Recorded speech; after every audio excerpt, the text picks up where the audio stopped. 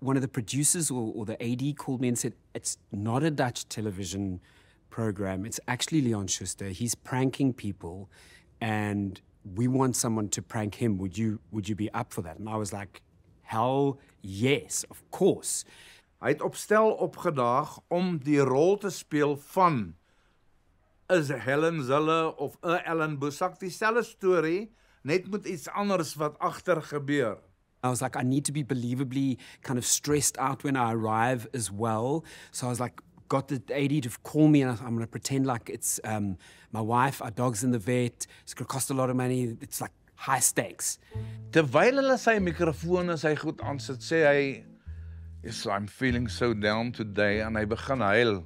En ek dog, o hel, ek kan nie met hierdie ou 'n prank doen nie. Hy sê, my favorite dog, they had to put him away today, and I'm terrified, not terrified, I'm just down, I'm depressed, I love that dog, I really love that, en hy huil snot en trane.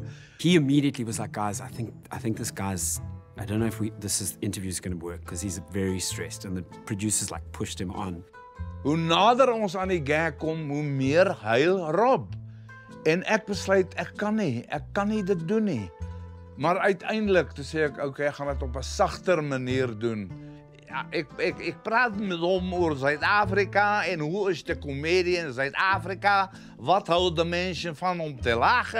Wat geniet hulle nie om oor te lag nie?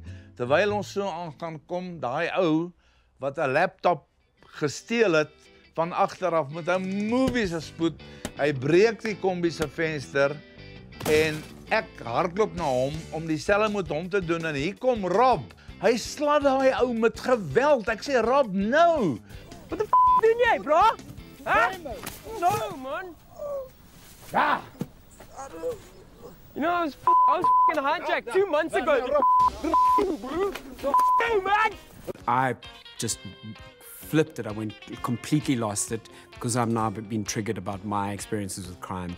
So Leon's then trying to pull me off the guy.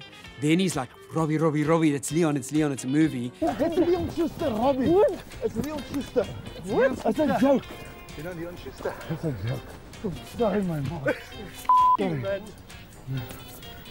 Sorry, Rob. You, Leon. F you, man. What is wrong? You're just Hey, upset. God damn. F off, don't f***ing touch me. And then eventually the producers came out and told Leon it's a prank, at which point Leon then turns on me and starts chasing me around the company gardens in this giant fat suit. Shame, I think he nearly actually had a heart attack that day. Weet jy, ek kon daai man met 'n vuis slaan van hier af tot aan Maselspoort in Bloemfontein. Ek was so kwaad, toe dog ek al, dis soos die mense voel as jy hulle prank. Ek was net devastated, hoor. Sorry, Rob.